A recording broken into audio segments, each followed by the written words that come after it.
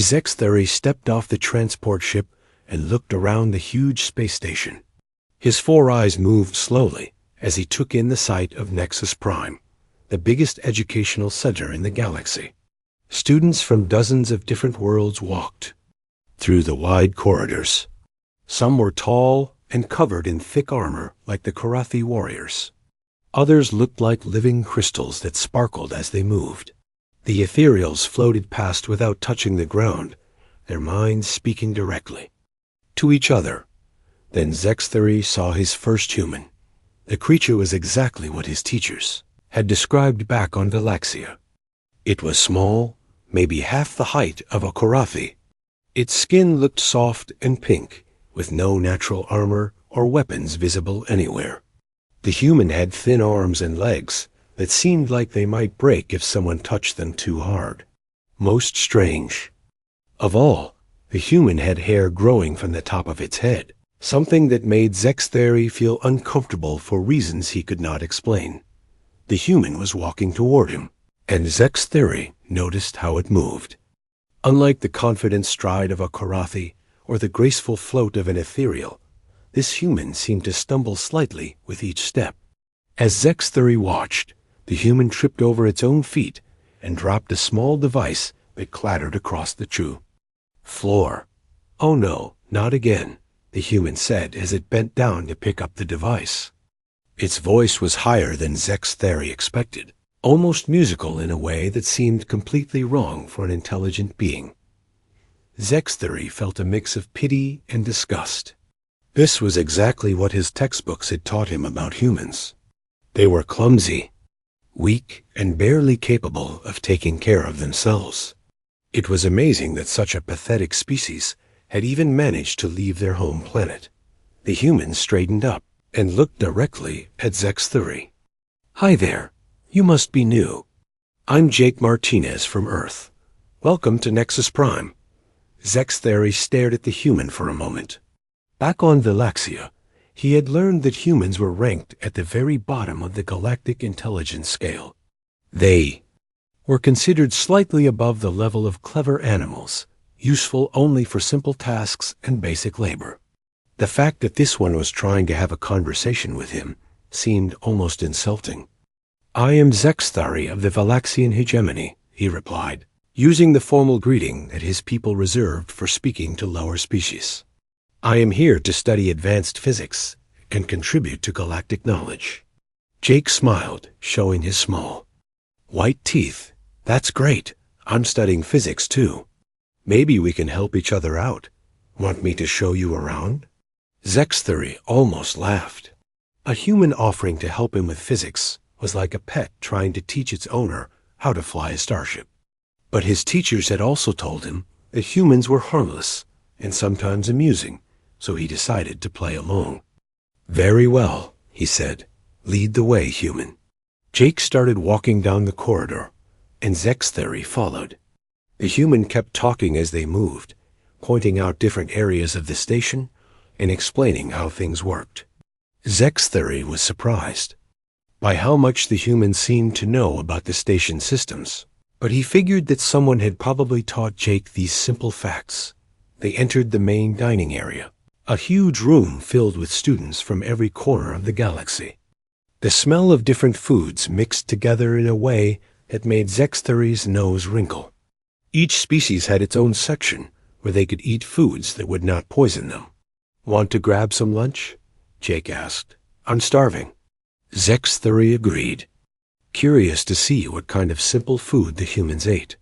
They walked over to the human section, and Zextheri watched as Jake filled his plate with various items. Some of them looked normal enough, but others made Zextheri step back in alarm.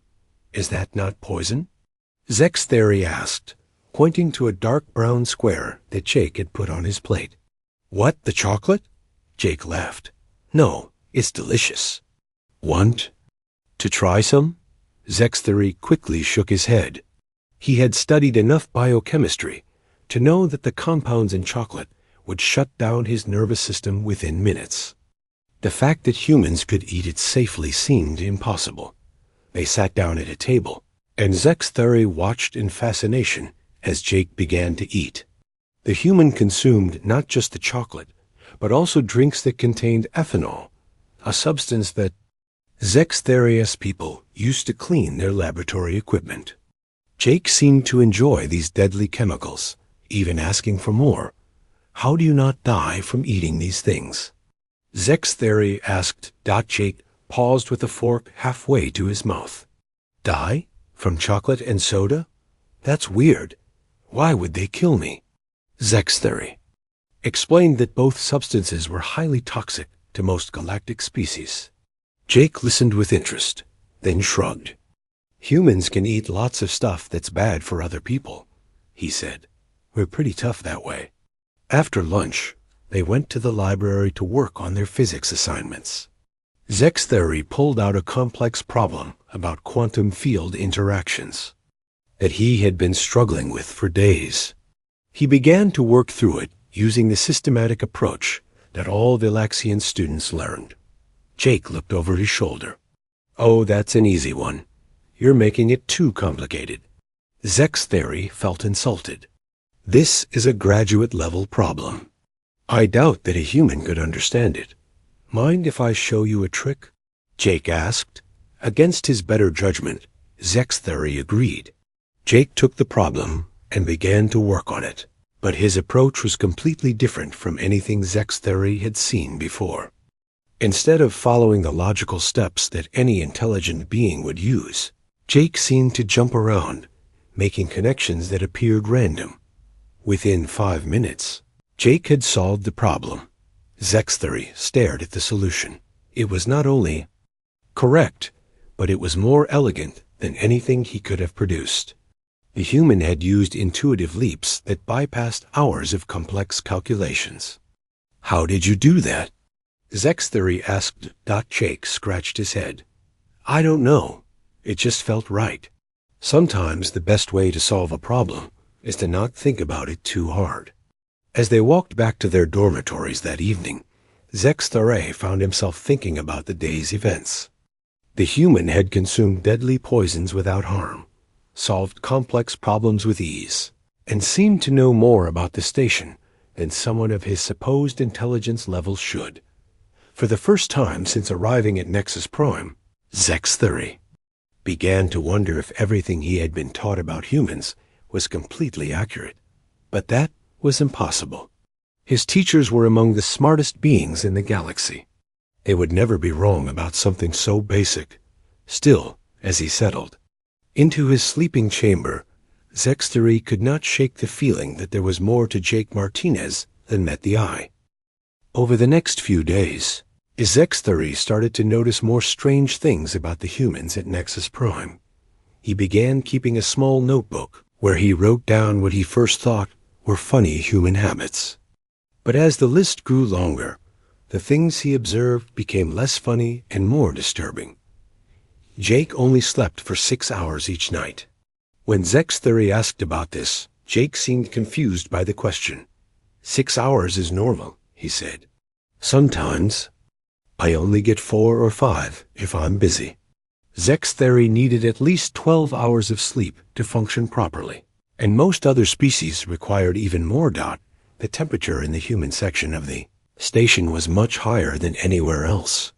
While other species complained about the heat, Jake and his human friends walked around in light clothing and seemed comfortable. When the station's climate control system broke down in their corridor, making the temperature drop to levels that sent other students running for warmth, the humans barely seemed to notice. But what really caught Zextheri's attention was what happened during the mandatory physical fitness tests that all students had to take. He watched from the observation deck as different species demonstrated their abilities. The Korathi, known throughout the galaxy as the strongest fighters, lifted heavy weights and ran short distances with impressive speed. The Syntoids, with their crystal bodies, showed perfect balance and coordination. And it was time for the humans to be tested. Amy Rodriguez, a human female who studied agriculture, stepped up to the weightlifting station. Zextheri expected her to struggle with even the lightest weights, based on what he had been taught about human weakness. Instead, Amy lifted weights that made even the Karathi students stop and stare. Her thin arms, which looked like they might snap under pressure, moved the heavy bars as if they weighed nothing. "How much can you lift?" the testing instructor asked, clearly surprised. "I haven't hit my limit yet," Amy replied, adding more weight to the bar. "Back home, I help my dad move hay bales that weigh about twice this much." The instructor, a member of the hexapod species known for their strength, stared at Amy in disbelief. She was lifting more weight than students who were 3 times her size. Next came the running test. Students had to run as far as they could around the station's track before becoming tired. Most species could manage a few laps before needing to rest. The Karathi, despite their strength, were not built for long-distance running and usually stopped after 10 minutes. Amy started running at a pace that seemed easy for her. She kept going for 20 minutes, then 30, then an hour. Other students gathered to watch as she continued lap after lap without showing any signs of slowing down. Her breathing remained steady, and she even smiled and waved at the watchers. As she passed, "When will you stop?" the instructor asked. "This is just a warm-up," Amy called back. "I usually run for about 2 hours back home." Zexthery felt his stomach turn. 2 hours of continuous running would kill most species he knew. The fact that Amy called it a warm-up suggested that humans were capable of much more. That evening, Zexthery decided to do some research. He went to the station's main computer and began looking up information about Earth, the human homeworld. What he found made him even more uncomfortable. Earth had gravity that was 1.3 times stronger than the galactic standard. This meant that every human on the station was effectively carrying around extra weight all the time, but they moved as if it was nothing. The atmospheric pressure on Earth was also much higher than what most species could survive, and the oxygen levels were so high that they would be toxic to many aliens. But the most disturbing information was about Earth's weather. The planet experienced temperature changes that would be classified as natural disasters on most worlds. Humans called these seasons and acted as if they were normal. During something called winter, parts of Earth became so cold that water turned solid. During summer, other parts became hot enough to kill most galactic species. Yet humans lived through these extreme conditions every year.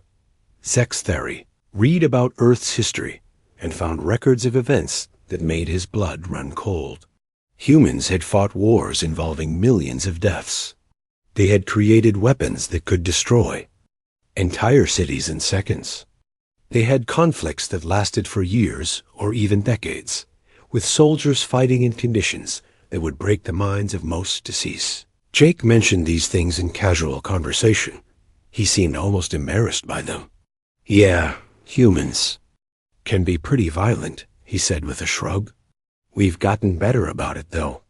It's been almost 50 years since we had a really big war." 50 years seemed like a very short time to Zexthery, whose species had been peaceful for over 1,000 years. The idea that humans considered half a century without major warfare to be an improvement was terrifying.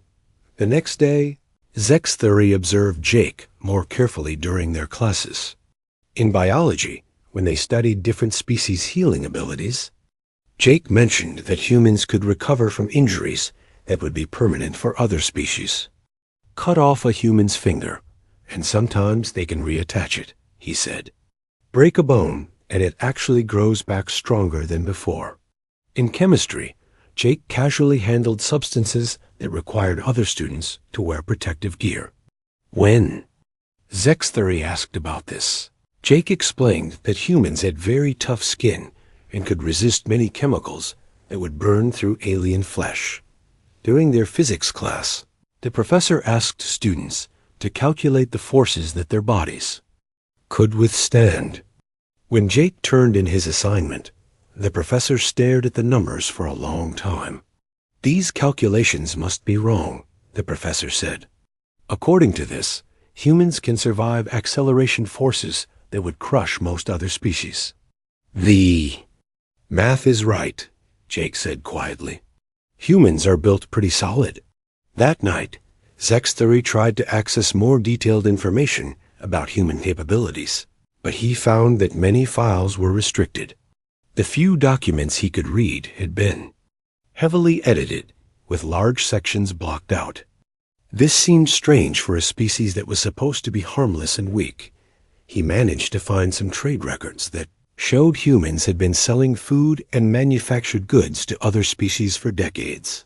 But when he looked closer, he noticed that the prices humans charged were much lower than what other species would ask for the same items. It was as if humans were deliberately keeping their economy small and weak. Military records were almost completely unavailable, with only brief mentions of minor defensive capabilities and limited patrol vessels. For a species that was supposed to be nearly helpless, humans seemed to be very secretive about their military. The most disturbing discovery came when Zexthery found records of recent galactic conflicts.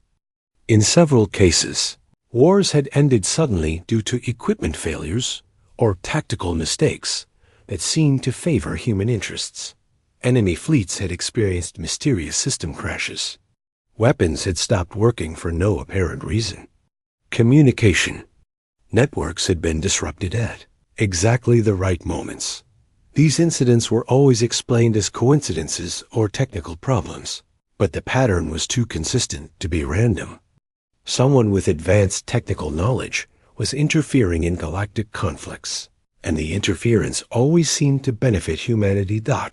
As Zexthery lay in his sleeping chamber that night, he realized that everything he had been taught about humans might be completely wrong. They were not weak, clumsy, or harmless. They were strong, intelligent, and possibly very dangerous. But if that was true, then why did they pretend to be helpless? What were they hiding? And more importantly, what did they want? For the first time since arriving at Nexus Prime, Zexthery felt afraid. Zexthery's growing suspicions about humans were about to be confirmed in the most shocking way possible. It happened during what should have been a normal evening in the station's recreation area. Jake and Amy were sitting at a table, playing a human game called chess.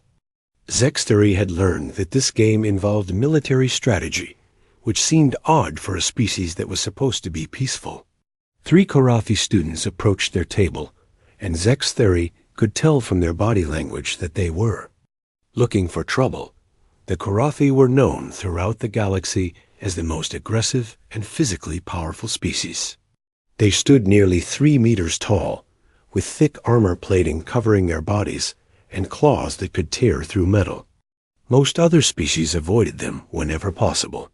"Move, weak ones," the largest Karathi said, his voice deep and threatening. "We want this table." Jake looked up from the chessboard. "There are plenty of other tables," he said calmly. "We were here first." The Karathi's eyes narrowed.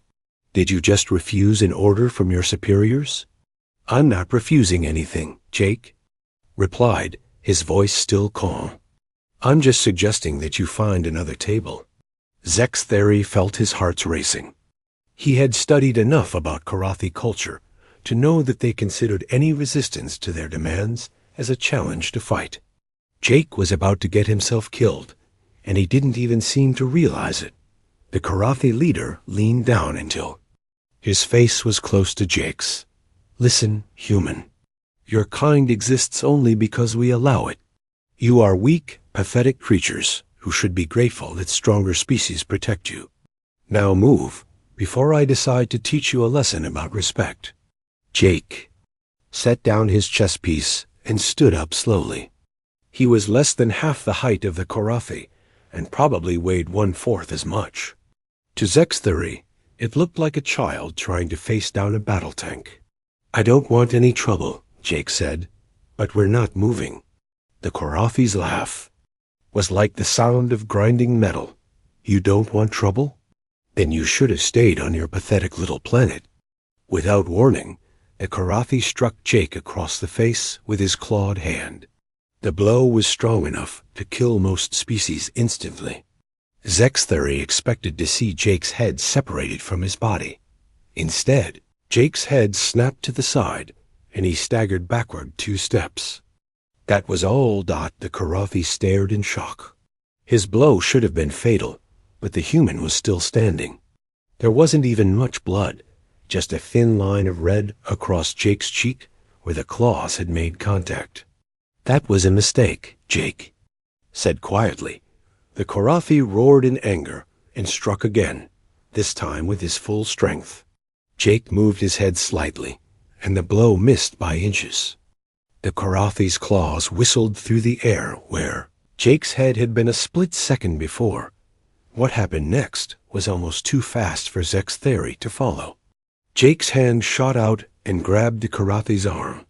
With a quick twist, he used the alien's own momentum to throw him across the room.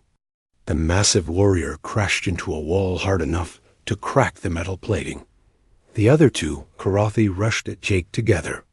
Amy stood up from her chair and moved to help her friend. Zexthery watched in amazement as the 2 humans fought the 3 Karathi warriors. Jake moved like water, flowing around the aliens' attacks and striking back with precise, devastating blows. His movements were completely unlike anything Zexthery had seen in galactic combat training, where other species relied on strength or weapons. Jake seemed to use the enemy's own force against them.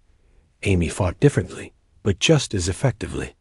She was faster than the Karathi, hitting them dozens of times before they could react. Her small fists struck with incredible force, and each blow seemed to cause serious damage to the heavily armored warriors. Within minutes, all 3 Karathi were on the floor, unconscious or groaning in pain. Jake and Amy stood over them, barely breathing hard. Jake's only injury was the small cut on his cheek, which had already stopped bleeding. "Are you okay?" Amy asked. "I'm fine," Jake replied. "You? No problems here," Amy said, rolling her shoulders. "Though I think I bruised my knuckles on that one guy's armor." Zexthery stared at them in complete shock. 2 humans had just defeated 3 of the galaxy's most feared warriors, as if it was barely an inconvenience. The ease with which they had won was even more frightening than the victory itself. Security guards arrived within minutes, but something strange happened. Instead of arresting Jake and Amy for fighting, the guards seemed more concerned about the Karathi students. They asked the humans if they were hurt and offered to take them to the medical center. "We're fine," Jake said. "It was just a misunderstanding." The lead security guard, a member of the hexapod species, nodded. "I'm sure it was. These incidents happen sometimes. The Karathi students will be disciplined for starting the fight." As the guards carried away the unconscious Karathi, Zexthery noticed something that made his blood run cold. The security cameras in the recreation area had been turned off before the fight began. Someone had deliberately made sure there would be no record of what had happened. The next day, Zexthery heard that the 3 Karathi students had been treated for serious injuries, including broken bones and internal damage. When asked about their injuries, they claimed they had been hurt in a training accident. None of them mentioned the fight with the humans. This made Zexthery realize that the cover-up was not just about protecting Jake and Amy. It was about protecting the secret of human capabilities. The station's administration was actively hiding evidence of human strength and fighting ability. Over the following days, Zexthery began to notice other things he had missed before. Lisa Thompson, who he had thought was just a simple agriculture student, asked very detailed questions about planetary defense systems during their classes. She wanted to know about shield generators, weapon platforms, and fleet movements around different worlds. When professors assumed she was asking because she was curious, Lisa would smile and say she was interested in how agricultural worlds protected their crops from raiders. But Zexthery noticed that her questions were far too specific and technical for someone who just wanted to grow plants. During a history class, Lisa asked about the military capabilities of different species. She wanted to know about troop numbers, weapon effectiveness, and tactical strategies. Again, she claimed this was just academic interest, but Zexthery could see that she was gathering intelligence. Jake also asked suspicious questions. In engineering class, he wanted to know about the technical specifications of different starship engines. In communication systems class, he asked about encryption methods and signal interception techniques. Like Lisa, he always had innocent explanations for his curiosity. Zexthery began to understand that the humans at Nexus Prime were not really students at all. They were spies, gathering information about every other species in the galaxy. Their supposed weakness was just a disguise that allowed them to move freely through galactic society without being seen as a threat. The most terrifying realization was that, if there were human spies at Nexus Prime, there were probably human spies everywhere. Every major world, every important institution, every government and military organization might have humans working within them, pretending to be harmless while collecting vital information. As Zexthery thought about this, he remembered something Jake had said during their first conversation. When asked about Earth's location, Jake had mentioned that it was in a quiet sector that most species considered unimportant. But if humans were secretly gathering intelligence throughout the galaxy, their homeworld was probably the center of a vast espionage network. The galaxy had been deceived. The species that everyone thought was weak and harmless was actually the most dangerous of all. They had been watching, learning, and preparing for something. The question was, what did they want, and what were they planning to do with all the information they had gathered? Zexthery knew he had to warn someone. But he also knew that if he was right about the humans, they were probably watching him too. Zexthery's investigation led him to the station's restricted database section. Using his student access codes, he managed to find classified files about human evolutionary history. What he discovered there made everything else seem pale in comparison. According to the files, humans were the only known species in the galaxy that had evolved as persistence hunters, while every other intelligent species had developed as either prey animals that learned to hide and think, or as ambush predators that used strength and surprise. Humans were something completely different. The files described how early humans had hunted massive animals not by being stronger or faster, but by simply never giving up. They would follow their prey for days, weeks, or even months, never stopping, never resting, until the animal collapsed from exhaustion. Then, when their prey was too tired to fight or run, humans would move in for the kill. Zexthery read about something called persistence hunting with growing horror. Humans could run for hours without stopping, tracking animals across vast distances. They could survive in climates that would kill their prey. They could go without food and water for days while maintaining their pursuit. Most terrifying of all, they seemed to enjoy the hunt itself, not just the reward at the end. The files explained that this hunting method had shaped every aspect of human evolution.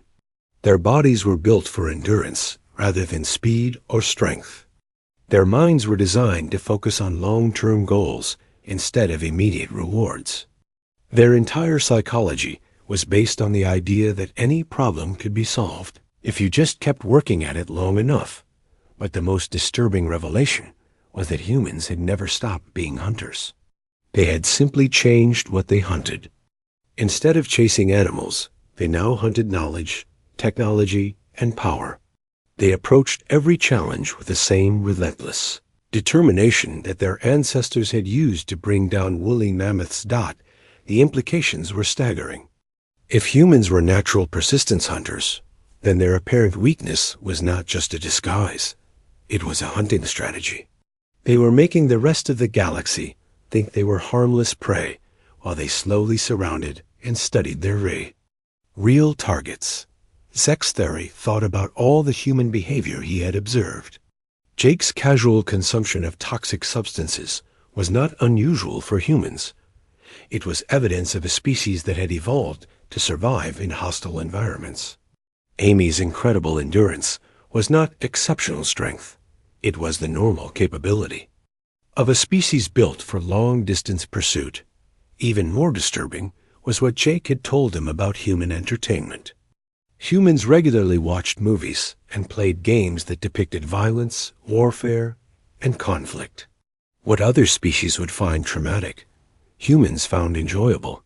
They were constantly training their minds for combat and survival, even during their leisure time. Sexthery remembered an incident from the previous week when he had accidentally cut himself on a piece of sharp metal while working in the lab.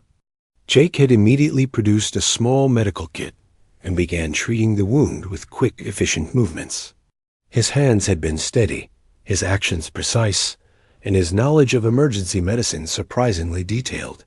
"Everyone learns first. Aid where I come from," Jake had explained.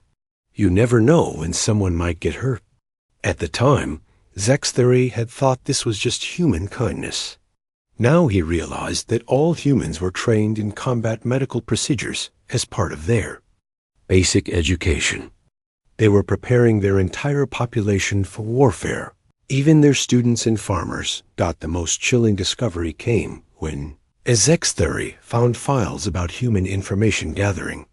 Every human who left Earth, whether as a student, trader, diplomat, or tourist, was collecting data about the species they encountered. They were cataloging biological weaknesses, technological capabilities, military strengths, and psychological profiles. Every friendly conversation, every cultural exchange, every academic collaboration was actually an intelligence operation. Humans were building a comprehensive database of information about every other species in the galaxy, and they had been doing it for decades without anyone noticing. Sexthery thought about Lisa Thompson's questions about planetary defense systems. She had not been asking out of curiosity. She had been gathering tactical information about how to defeat those defenses. Her innocent interest in agriculture was just a cover story that allowed her to visit different worlds and study their vulnerabilities. The files revealed that humans had been mapping the galaxy's political structures, economic systems, and military capabilities with the thoroughness of a species preparing for war. They knew which governments were stable, which alliances were weak, and which species could be turned against each other. But the most terrifying aspect of human intelligence gathering was how they had weaponized friendship. Humans were naturally social creatures who could form bonds with almost any species. They used these relationships to gain access to sensitive information, often without their alien friends even realizing what was happening. Sexthery realized that his own relationship with Jake had probably been part of this process. Jake had learned about Velaxian biology, technology, and culture through their conversations. He had gathered information about Sexthery's homeworld, his government, and his military capabilities, all while pretending to be a harmless student who just wanted to be friends. The revelation that hurt most was understanding how perfectly humans had manipulated galactic society. They had allowed themselves to be classified as a weak species, accepting unfavorable trade agreements and military restrictions. This had given them access to every part of galactic civilization while making sure nobody saw them as a threat. Traders had been selling goods at below-market prices, not because they were desperate for money, but because it allowed them to establish trade relationships with every major world. Human diplomats had accepted secondary positions in galactic government, not because they were unqualified for better roles, but because it gave them access to classified information. Even the exchange program that had brought Jake to Nexus Prime was part of the deception. Humans had volunteered to send their students to alien schools, claiming they wanted to learn from more advanced species. In reality, they were placing intelligence operatives in the most important educational institutions in the galaxy. Zexthery thought about all the human students he had met over the past weeks. They came from different backgrounds and studied different subjects, but they all shared certain characteristics. They were all exceptionally observant, asking detailed questions about things that should not have interested them. They were all physically and mentally tougher than they appeared, and they all seemed to have knowledge and training that went far beyond what any normal student should possess. The final piece of the puzzle came when Zexthery found records of recent galactic conflicts. In every case where human interests had been threatened, the opposing forces had experienced mysterious equipment failures, communication breakdowns, or tactical disasters that seemed to come out of nowhere. These incidents had been dismissed as coincidences or technical problems, but a pattern was too consistent to be random. Someone with advanced technical knowledge and access to classified information was sabotaging human enemies, and that someone had to be part of the human intelligence network. Zexthery realized that humans had not just been gathering information. They had been actively interfering in galactic politics to protect their interests. They had been manipulating conflicts, influencing decisions, and eliminating threats, all while maintaining the appearance of being a harmless, uninvolved species. Galaxy was not just being deceived by humans. It was being controlled by them. Every major decision, every important conflict, every significant development was being influenced by a species that everyone thought was weak and irrelevant. As Zexthery sat in his dormitory that night, staring at the evidence he had gathered, he understood that he had discovered the most dangerous secret in galactic history. Humans were not just hiding their strength, they were actively preparing to use it. The question was no longer what they were capable of, but what they were planning to do. And based on their evolutionary history as persistence hunters, Zexthery knew that whatever humans were planning, they would not stop until they had achieved their goal. Zexthery knew he had to warn his people about what he had discovered. He went to his dormitory and activated his personal communication device, preparing to send an emergency message to the Valaxian government. But as soon as he began typing, the device shut down. He tried again, using different communication methods, but the result was always the same. Every attempt to contact his homeworld was blocked by what appeared to be technical failures. After an hour of trying, Zexthery realized that his communications were being intercepted and stopped. Someone was watching him. The next morning, Jake approached Zexthery during breakfast. "Hey, want to take a walk?" he asked casually. "I want to show you something interesting." Zexthery felt his heart racing, but he agreed. They walked through the station's corridors until they reached a section that Zexthery had never seen before.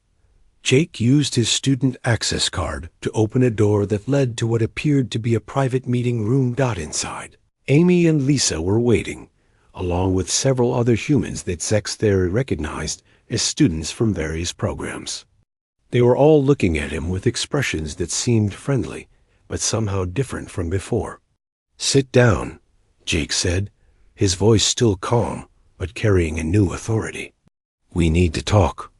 Zexthery sat down, his mind racing with thoughts of escape, but he realized that running would be pointless. If these humans were really as dangerous as he suspected, they would catch him easily. "You've been asking a lot of questions lately," Lisa said, "looking into things that most students wouldn't find interesting." "I don't know what you mean," Zexthery replied, trying to keep his voice steady. Jake smiled. "Come on, Zexthery. You're smarter than that. We know you've been researching human history and capabilities. We know you've been trying to contact your homeworld. We know you've figured out that we're not really what we seem to be." Amy leaned forward. "The question is, what are you planning to do about it?" Zexthery looked around the room at the humans surrounding him. He had expected them to be angry or threatening, but they seemed almost relieved. "Are you going to kill me?" he asked. Jake laughed. "Kill you? Why would we do that?" You're not our enemy, Sexthery. You're actually going to help us. Help you with what? With ending this charade, Lisa said. We're tired of pretending to be weak and helpless. It's time for the galaxy to learn the truth about humanity. Jake activated a wall screen that showed a map of the galaxy. Red dots appeared on hundreds of worlds, representing human operatives in positions throughout galactic civilization. For the past 50 years, we've been preparing for this moment. Every human who left Earth has been gathering information, building relationships, and positioning themselves for what's about to happen. What's about to happen? Zexthery asked, though he was afraid to hear the answer. Change, Amy replied. Real change.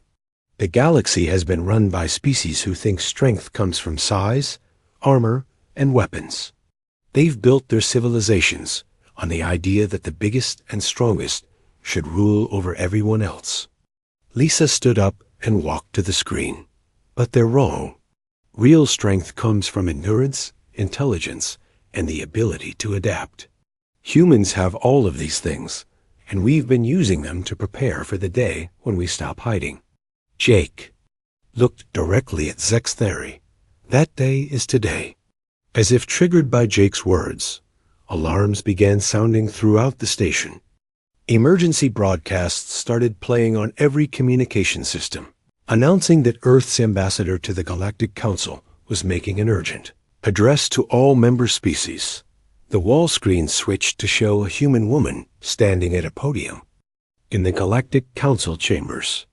She was older than the students Zexthery had met, with gray hair and a serious expression.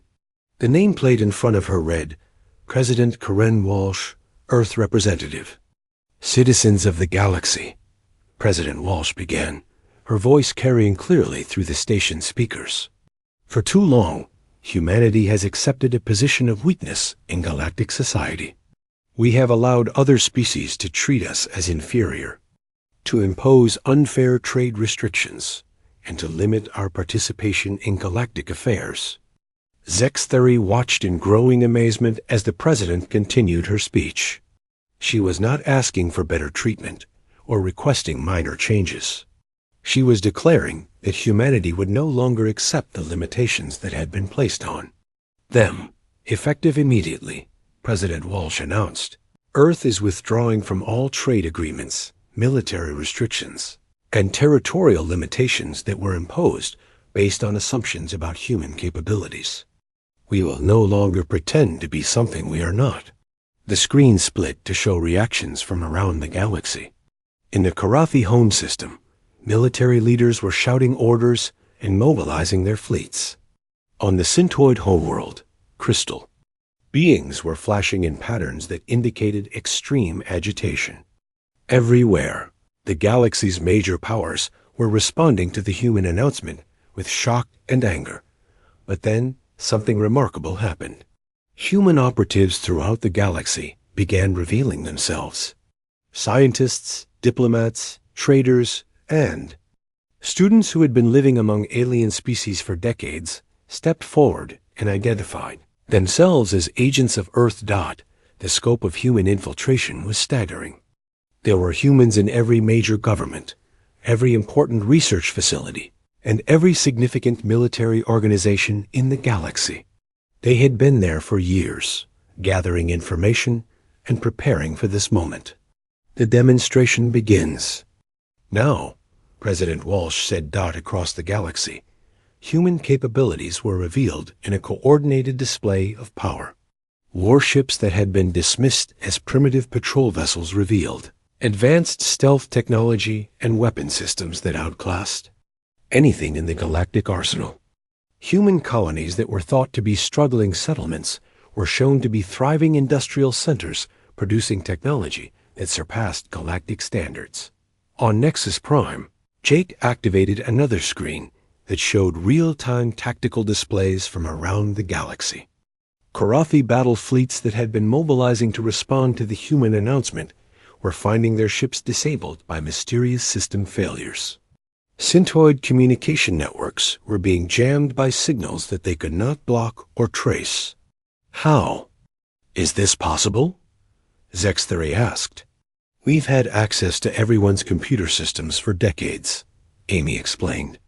Every piece of technology that humans have worked on, every system we've helped design, every network we've been allowed to connect to, we've built backdoors and control mechanisms into all of it. Lisa pointed to a display showing economic data.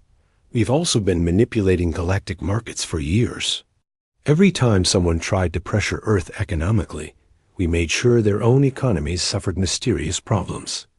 Currency fluctuations, supply chain disruptions, trade route failures. All of it was us. The truth was overwhelming. Humans had not just been gathering intelligence. They had been quietly taking control of galactic civilization from within. They had made themselves indispensable to every major system, while ensuring that they could disable or control those systems whenever they chose. But why reveal this now? Zexthery asked. You could have continued the deception indefinitely. Jake sat down across from him. Because we don't want to rule from the shadows forever. Humans are social creatures. We want to have honest relationships with other species, but that's impossible when everyone thinks we're weak and pathetic. We want partners, not subjects. Amy added, but partnership requires respect, and respect requires truth. So we're showing the galaxy who we really are. President Walsh's speech was reaching its conclusion.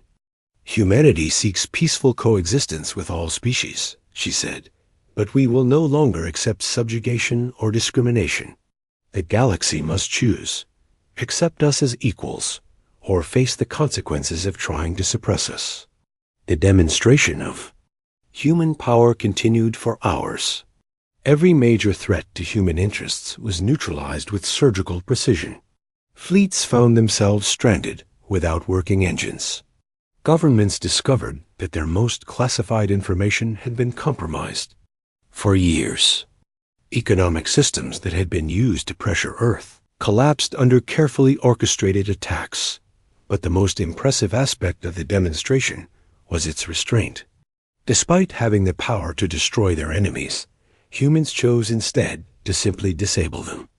They proved their strength without causing unnecessary death or destruction. As the day ended, it became clear that the balance of power in the galaxy had shifted permanently. The species that everyone had dismissed as weak had revealed themselves to be the most powerful force in known space. Zexthery found himself in an impossible position. He had discovered the truth about humans, but now the truth was being revealed to everyone. The question was what role he would play in the new galactic order. What happens to me now? He asked. Jake smiled. That's up to you. You can go back to your homeworld and help them understand the new reality. You can stay here and continue your studies, now that you know what humans really are. Or you can choose to work with us as we build a better galaxy. Why would you trust me? Because you figured out our secret through careful observation and logical thinking, Lisa replied.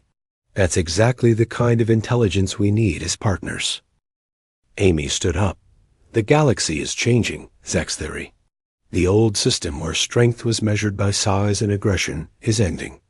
The new system will be based on intelligence, cooperation, and mutual respect. And if species refuse to accept the change, Jake's expression became serious. Then they'll discover that humans can be very persistent when we want something. We've spent millions of years perfecting the art of never giving up. Anyone who tries to fight us will learn that we can outlast them, outthink them, and ultimately outlive them. Zexthery understood.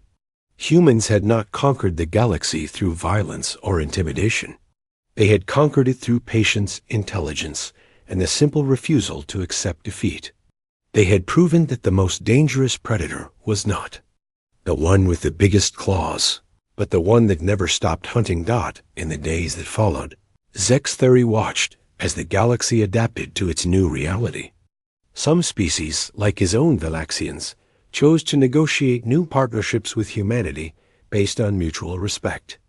Others, like the Karathi, initially tried to resist, but quickly discovered that their military might was useless against an enemy that controlled their technology from within. The most remarkable change was in how other species began to view humans. Fear gradually gave way to respect, and respect led to genuine cooperation. For the first time in galactic history, the strongest species was also the most reasonable. Zexthari eventually chose to stay on Nexus Prime as an unofficial ambassador between his people and humanity. He helped other species understand that humans did not want to dominate the galaxy. They simply wanted to be recognized for what they really were. The lesson was simple but profound. In a galaxy full of predators, the most dangerous hunter was the one who convinced everyone else that he was prey. And now that the hunt was over, it was time to build something better together.